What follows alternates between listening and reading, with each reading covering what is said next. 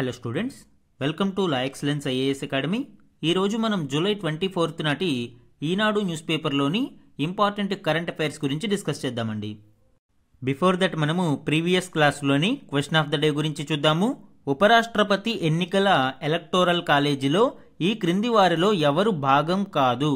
ఇక్కడ election of vice president గురించి discuss చేస్తూ ఎలక్టోరల్ కాలేజ్ గురించి మనము లాస్ట్ క్లాస్లో చూసాము. ఈ ఎలక్టోరల్ కాలేజీలో ఎవరెవరు సభ్యులుగా ఉంటారు? ఇటు లోక్సభ ఎంపీలు సభ్యులుగా ఉంటారు, రాజ్యసభ ఎంపీలు సభ్యులుగా ఉంటారు, ఇంక్లూడింగ్ నామినేటెడ్ మెంబర్స్. ఎవరైతే రాజ్యసభకి 12 మంది నామినేటెడ్ అయ్యి ఉంటారో ఈ 12 మంది నామినేటెడ్ సభ్యులు కూడా ఈ ఎలక్టోరల్ కాలేజీలో భాగంగా ఉంటారు.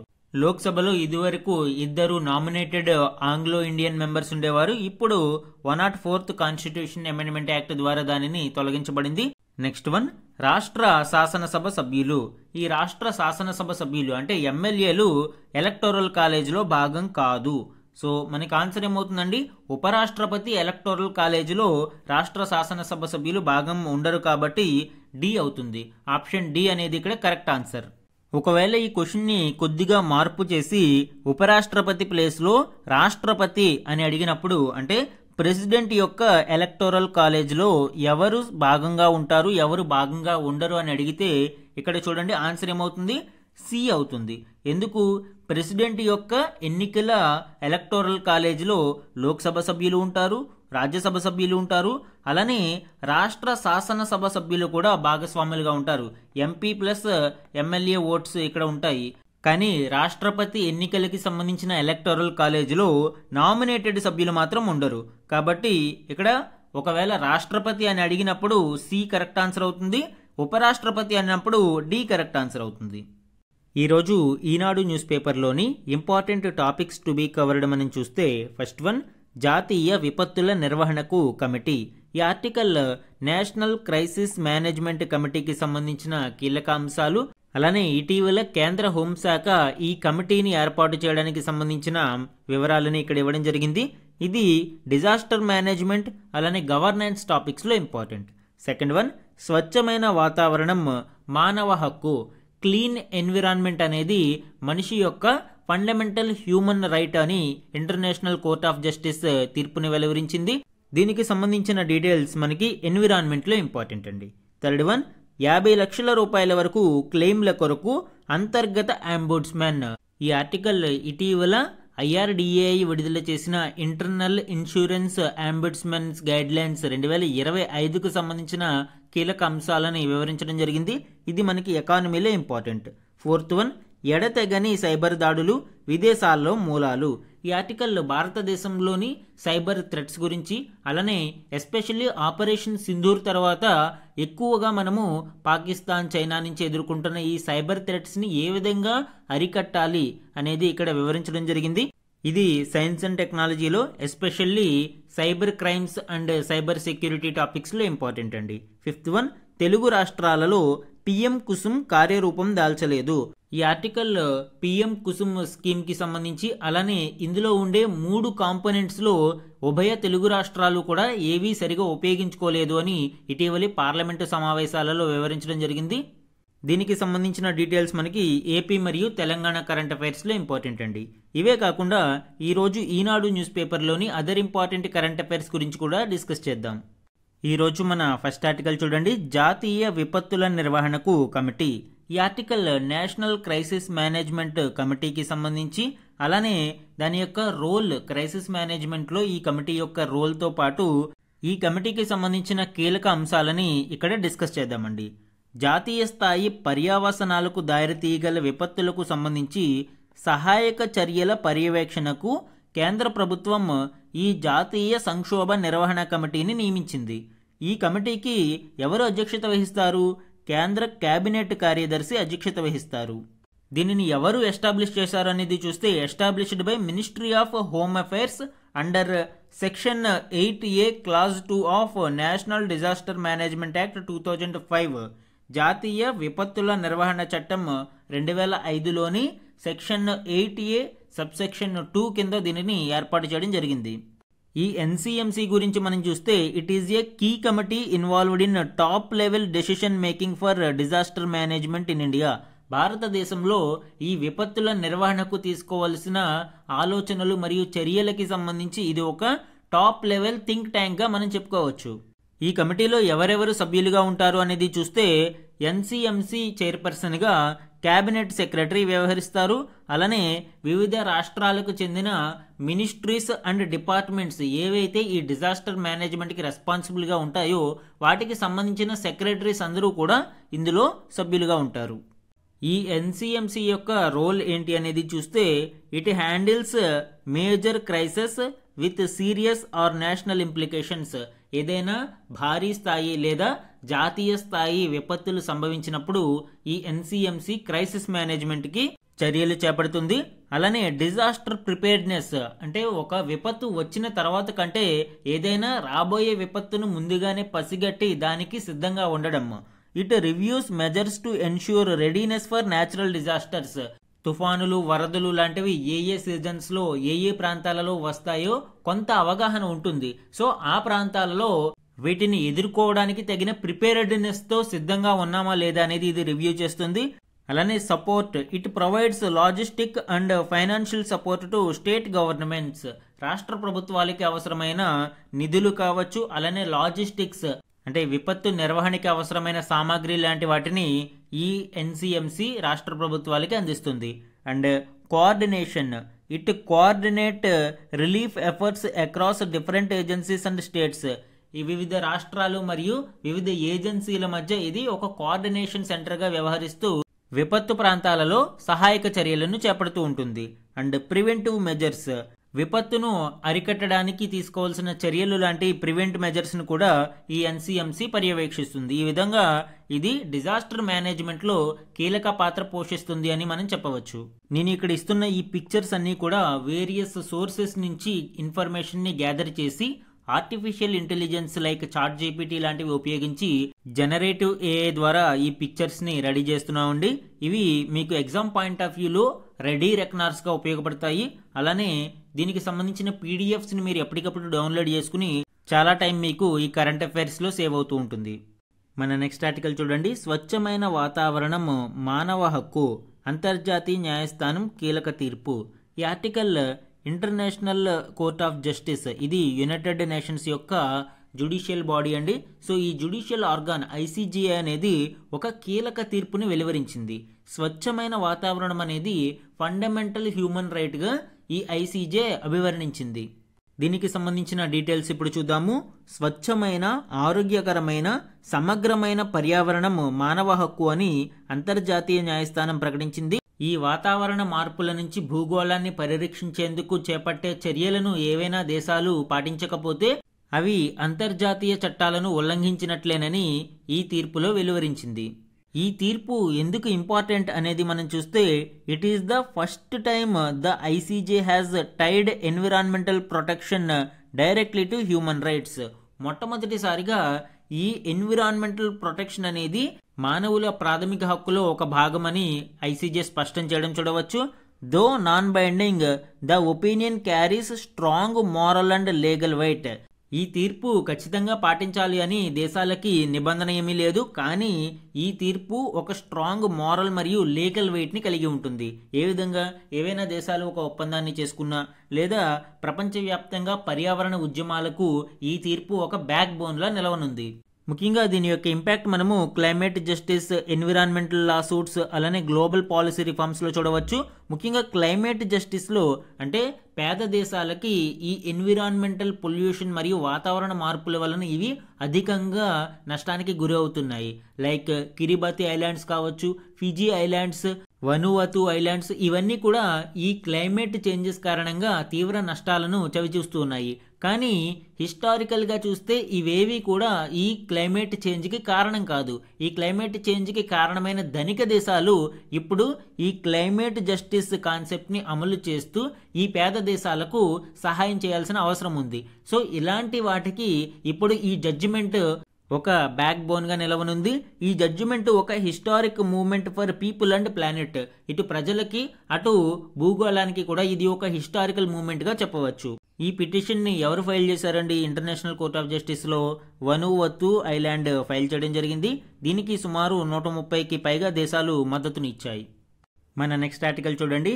50 లక్షల వరకు క్లెయిమ్ల కోసం అంతర్గత ombudsman IRDAI insurance regulatory and development authority of India IRDAI యొక్క recent guidelines internal insurance ombudsman guidelines పేరిట డ్రాఫ్ట్ గైడ్లైన్స్ ని విడుదల చేయడం జరిగింది అండి. దీనికి సంబంధించిన డీటెయిల్స్ ఇప్పుడు చూద్దాము. ఈ గైడ్లైన్స్ అనేవి ఒక ఇండిపెండెంట్ సిస్టమ్ ని, ఈ ఓంబడ్స్మన్ సిస్టమ్ ద్వారా ఒక ఇండిపెండెంట్ అండ్ ఇంపార్షియల్ సిస్టమ్ ని డెవలప్ చేయడం కోసం, ముఖ్యంగా పరిష్కారం కానీ అంతకంతకు తీవ్రమైన ఫిర్యాదులను పారదర్శకంగా నిర్దేశిత సమయంలోపు పరిష్కరించే విధంగా చర్యలు తీసుకోవాలి అని IRDAI సూచించడం చూడవచ్చు. అలానే 3 ఏళ్లకు పైబడిన అన్ని బీమా సంస్థలకు కూడా ఈ ఓంబడ్స్మన్ అనేది వర్తిస్తుంది అని, ఖచ్చితంగా ఒకరికంటే ఎక్కువ సంఖ్యలో వీరిని నియమించాల్సి ఉంటుంది అని పేర్కొంది. అలానే ఎగ్జామ్ పాయింట్ ఆఫ్ వ్యూలో మనకి ఈ IRDAI కూడా ఇంపార్టెంట్ అండి. దీనిని మల్హోత్రా కమిటీ రికమెండేషన్స్ ఆధారంగా ఏర్పాటు చేయడం జరిగింది. దీనిని 1999లో ఒక అటానమస్ బాడీగా ఏర్పాటు చేయడం జరిగింది. తరువాత 2000వ సంవత్సరంలో దీనిని insurance regulatory and development authority act 1999 చట్టం ద్వారా ఒక స్టాట్యూటరీ బాడీ హోదా కల్పించడం జరిగింది.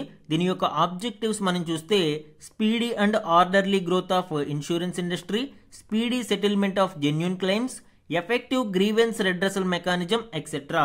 ఇది ఇన్సూరెన్స్ ఇండస్ట్రీని వేగవంతంగా అభివృద్ధి చేయడం కోసము, అలానే జెన్యూన్ క్లెయిమ్స్ ని త్వరితగతిన సెటిల్ చేయడము, దానితో పాటు ఏవైనా సమస్యలు ఉంటే గ్రీవెన్స్ రెడ్రెసల్ గా ఈ IRDAI అనేది ఉపయోగపడుతుంది. ఇది మినిస్ట్రీ ఆఫ్ ఫైనాన్స్ ఆధ్వర్యంలో వర్క్ చేస్తుంది. IRDAI అనేది 10 మెంబర్ బాడీ. ఇందులో ఒక చైర్మన్ తో పాటు 5 ఫుల్ టైం మెంబర్స్, అలానే 4 పార్ట్ టైం మెంబర్స్ సభ్యులుగా ఉంటారు. ఈ విధంగా 10 మెంబర్ బాడీగా ఈ IRDAI అనేది ఉంటుంది. పాలసీ హోల్డర్ల యొక్క ఇంట్రెస్ట్లను కాపాడడానికి, అలానే డిస్ప్యూట్ రెజల్యూషన్ కొరకు ఈ IRDAI కీలక పాత్ర పోషిస్తుంది. మన నెక్స్ట్ ఆర్టికల్ చూడండి. గూగుల్ ప్లే మరియు ఆండ్రాయిడ్తో భారత ఆర్థిక వ్యవస్థకు భారీ ఊతం. మనము యాప్స్ చాలా ఉపయోగిస్తూ ఉంటాము. దీనిని జనరల్గా గూగుల్ ప్లే నుంచి కానీ లేదా డైరెక్ట్గా ఆండ్రాయిడ్ నుంచి కానీ డౌన్లోడ్ చేసుకుంటూ ఉంటాము. ఈ యాప్ డెవలపర్ల ద్వారా భారత ఆర్థిక వ్యవస్థకు భారీ ఊతం లభిస్తుంది అని ఒక నివేదికలో వెల్లడైంది. దీనికి సంబంధించిన డీటెయిల్స్ ఇప్పుడు చూద్దాము. ఈ గూగుల్ ప్లే మరియు ఆండ్రాయిడ్తో యాప్ డెవలపర్లకు సుమారు 4 లక్షల కోట్ల వరకు ఆదాయం లభిస్తుంది. దీని ద్వారా 35 లక్షల ఉద్యోగాలు వచ్చాయి అని పబ్లిక్ ఫస్ట్ అనే ఒక కన్సల్టెన్సీ సంస్థ తన తాజా నివేదికలో వెల్లడించింది. దీనికి గల కారణాలను మనం పరిశీలిస్తే రోజు రోజుకి పెరుగుతున్న స్మార్ట్ ఫోన్ల వాడకం. ఈ స్మార్ట్ ఫోన్ల వాడకం ఎప్పుడైతే పెరిగిందో యాప్ల వాడకం కూడా పెరుగుతుంది. తద్వారా ఈ యాప్ డెవలపర్స్కి డిమాండ్ పెరుగుతుంది. అలానే భారతదేశంలో లో డేటా కాస్ట్, ప్రపంచ దేశాలతో పోలిస్తే మన దేశంలో ఈ డేటా కాస్ట్ అనేది చాలా చాలా తక్కువగా ఉంటుంది. తద్వారా ఎక్కువ మంది అనేక యాప్స్ ని తమ మొబైల్స్ లో వేసుకుని యూజ్ చేస్తూ ఉంటారు.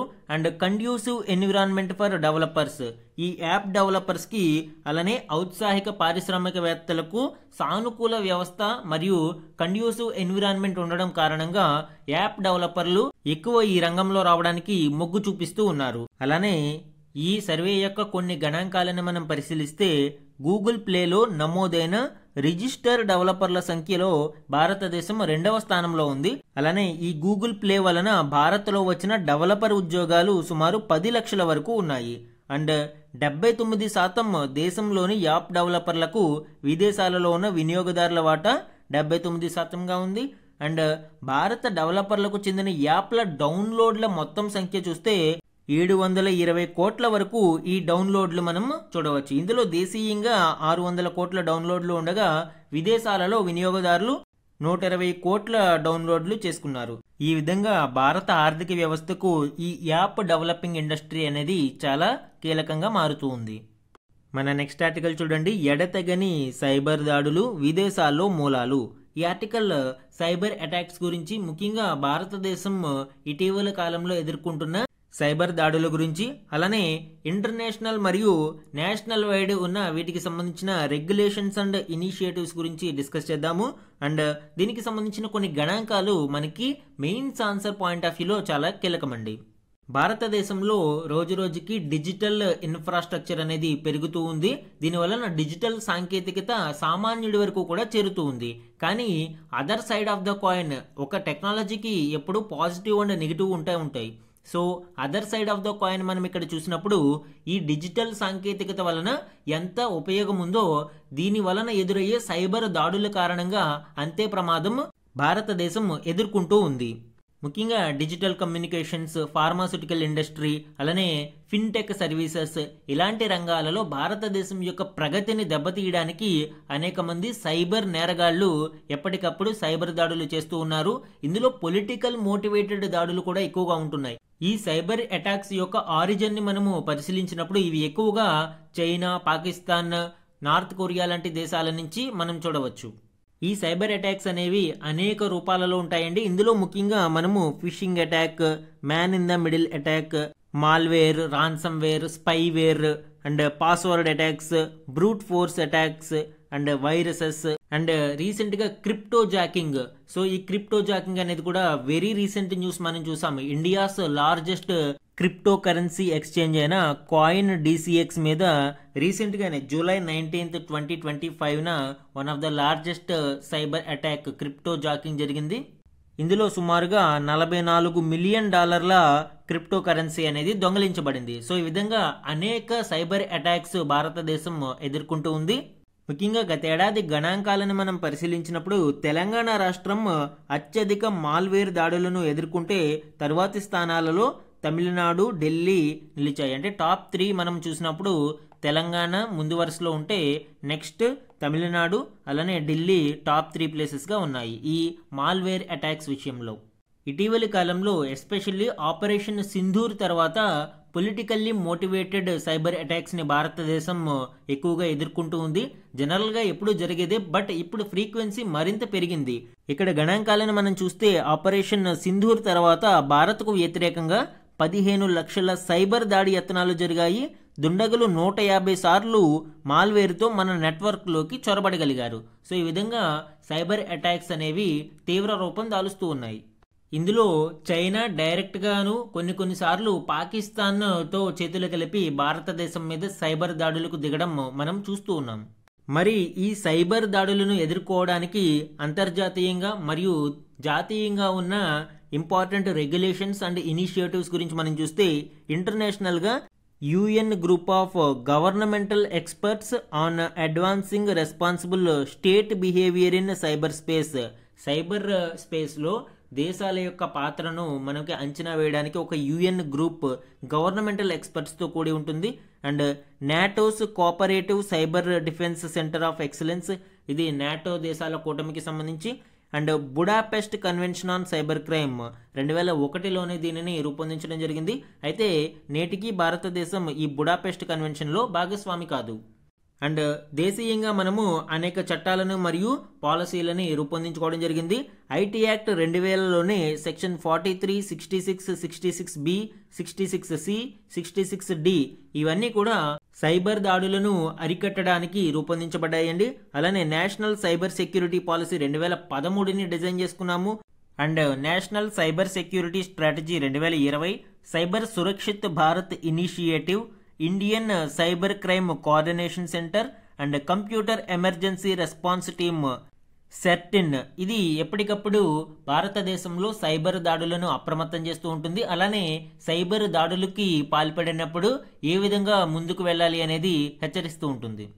అలానే ఈ I4C అనేది మినిస్ట్రీ ఆఫ్ హోమ్ అఫైర్స్ కింద వర్క్ చేస్తూ combating cyber crime in India, భారతదేశంలో సైబర్ నేరాలను అరికట్టడానికి ఇది వర్క్ చేస్తుంది. సైబర్ నేరాలను ఎదుర్కోవడంలో వివిధ స్టేక్ హోల్డర్స్ మరియు ఏజెన్సీస్ ని ఇది కోఆర్డినేట్ చేస్తూ ఒక నోడల్ ఏజెన్సీగా వ్యవహరిస్తుంది. భారతదేశంలో ఈ సైబర్ క్రైమ్ అటాక్స్ ని ఎదుర్కోవడానికి ఈ I4C సెంటర్ అనేది ఒక నోడల్ ఏజెన్సీగా వ్యవహరిస్తుంది. అండ్ ఈ సైబర్ అటాక్స్ ని ఎదుర్కోవడానికి భారతదేశం తీసుకోవాల్సిన మరిన్ని చర్యలు ఏంటి అనేది చూస్తే, ముఖ్యంగా భవిష్యత్తులో సైబర్ అటాక్స్ ని ఎదుర్కోవడానికి సంసిద్ధంగా ఉండేలాగా సైబర్ అటాక్స్ ని ఎదుర్కోవడంలో నిష్ణాతులు అయిన ఇంజనీర్స్ ని ఒక సైబర్ సైన్యం లాగా తీర్చిదిద్దుకోవాలి. అదేవిధంగా సైబర్ సెక్యూరిటీలో మరింత విస్తృతంగా రీసెర్చ్ అండ్ డెవలప్మెంట్కి అవసరమైన నిధులను అందిస్తూ పరిశోధనలను చేపట్టి తద్వారా సైబర్ పటిమను పెంపొందించాల్సిన అవసరం ఎంతైనా ఉంది. మన నెక్స్ట్ ఆర్టికల్ చూడండి, సుస్థిర ప్రగతికి దూరం. ఈ ఆర్టికల్ సస్టైనబుల్ డెవలప్మెంట్ గోల్స్ అలానే ఇటీవలి సుస్థిర అభివృద్ధి లక్ష్యాల నివేదిక 2025కు సంబంధించిన కీలక అంశాలతో పాటు ప్రస్తుతం ఎస్డిజి లక్ష్యాల పరిస్థితి ఏ విధంగా ఉంది అనేది ఇక్కడ వివరించడం జరిగింది అండి. దీనికి సంబంధించిన డీటెయిల్స్ ఇప్పుడు చూద్దాం. సుస్థిర అభివృద్ధి కొరకు మనము 17 లక్ష్యాలు మరియు 169 ఉపలక్ష్యాలతో కూడిన సస్టైనబుల్ డెవలప్మెంట్ గోల్స్ని రూపొందించుకోవడం జరిగింది. 2030 నాటికి వాటిని అందుకోవాలి అని మనము ఈ లక్ష్యాలను నిర్దేశించుకున్నాము.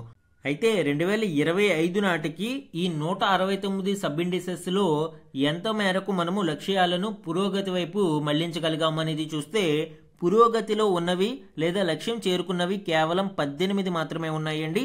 అండ్ కొద్ది మేర పురోగతి సాధించినవి 17% ఉంటే నామమాత్ర ప్రగతిని సాధించినవి 31% ఉన్నాయి. అండ్ కంప్లీట్ స్టాగ్నెంట్ అయిపోయినవి 17% ఉన్నాయి. తిరోగమనంలో అంటే ముందుకు పురోగమించడం మానేసి వెనుకకు అంటే నెగిటివ్ మనము ఇంప్రూవ్మెంట్ చూడవచ్చు ఇక్కడ.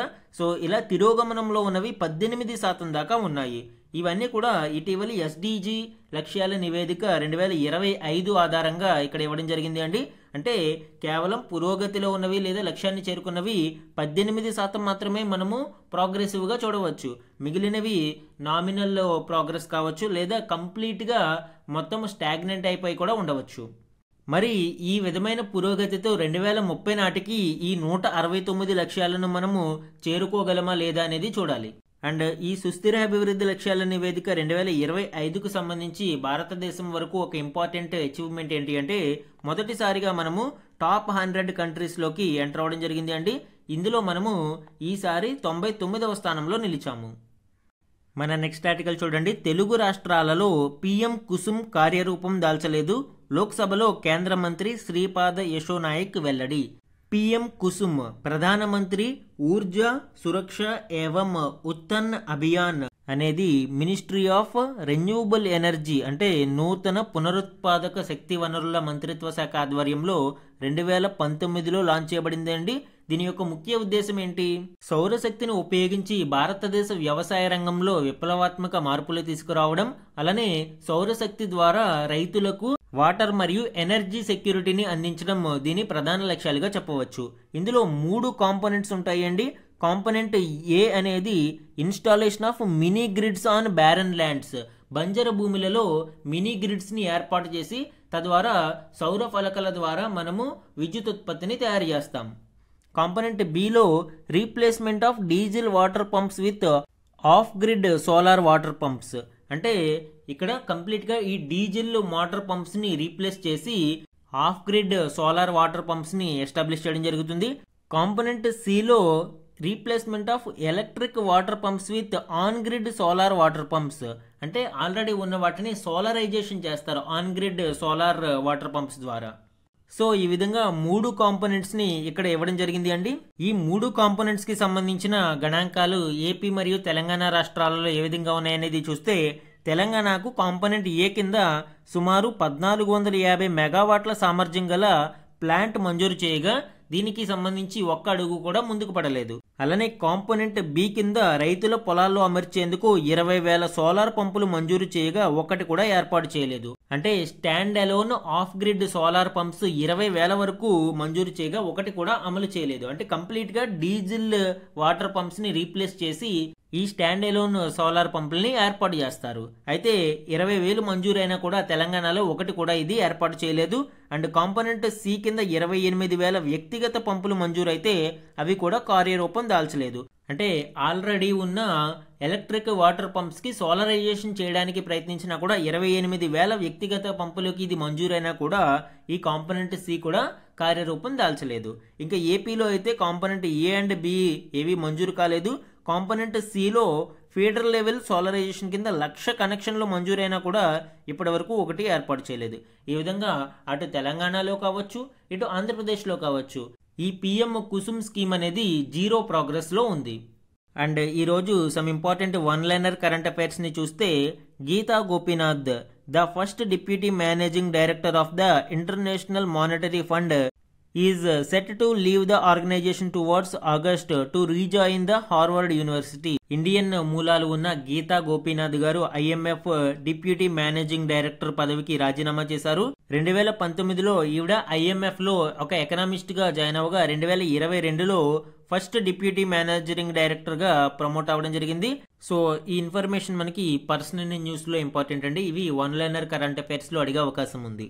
Next one, the Indian Air Force is set to phase out the last of its iconic Mikoyan Gurevich MiG-21 fighter jets in September, ending a journey of 62 years. 62 సంవత్సరాలుగా మనము ఈ మిగ్ సిరీస్ ఎయిర్ క్రాఫ్ట్స్ ని ఉపయోగిస్తూ ఉన్నాము. అయితే ఇప్పుడు final గా దీనిని వీడ్కోలు చెప్పే సమయం వచ్చింది. దీనిని రీప్లేస్ చేస్తూ Indian Air Force Tejas aircrafts ని మనకి రంగంలోకి దింపుతుంది. నెక్స్ట్ వన్ చూడండి, India ranked 77th on the Henley passport index 2025. Indian passport holders can now travel visa free or with visa on arrival access to 59 destinations. Last క్లాస్లో దీని గురించి చెప్పుకున్నాము. హెన్లీ passport ఇండెక్స్లో భారతదేశం 77వ స్థానంలో ఉంది. ఈ పాస్పోర్ట్ ద్వారా మనము 59 దేశాలలో వీసా ఫ్రీ ట్రావెల్ చేయవచ్చు. ఈ ఇండెక్స్ లో సింగపూర్ టాప్ ప్లేస్ లో ఉండగా తర్వాతి స్థానాలలో జపాన్, సౌత్ కొరియా ఉన్నాయి. Next one, India will host the 2025 chess world cup from October 30 to November 27. The international chess federation FIDE said on 21st July 2025. భారతదేశం 2025 chess world cup ను నిర్వహించబోతుంది. దీనికి సంబంధించిన details మనకి స్పోర్ట్స్ కరెంట్ అఫైర్స్ లో important అండి. ఈ రోజు మన క్వశ్చన్ ఆఫ్ ద డే గురించి చూడండి. సుస్థిర అభివృద్ధి లక్ష్యాలు నివేదిక 2025కు సంబంధించి ఈ క్రింది ప్రకటనలను పరిగణించండి. ఈ రోజు మనము ఈ SDG ఇండెక్స్ 2025 రిపోర్టుకి సంబంధించిన కొన్ని కీలక అంశాలని పరిశీలించడం జరిగింది. ఈ కంటెక్స్ట్ లో 2 స్టేట్మెంట్స్ ని ఇక్కడ ఇచ్చాను అండి. ఇందులో కరెక్ట్ స్టేట్మెంట్స్ ని ఐడెంటిఫై చేసి ఆన్సర్ ని కామెంట్ సెక్షన్ లో కామెంట్ చేయండి. ఇది ఈ రోజు ఈనాడు న్యూస్ పేపర్ లోని ఇంపార్టెంట్ కరెంట్ అఫైర్స్ మీద daily analysis. Thank you for watching.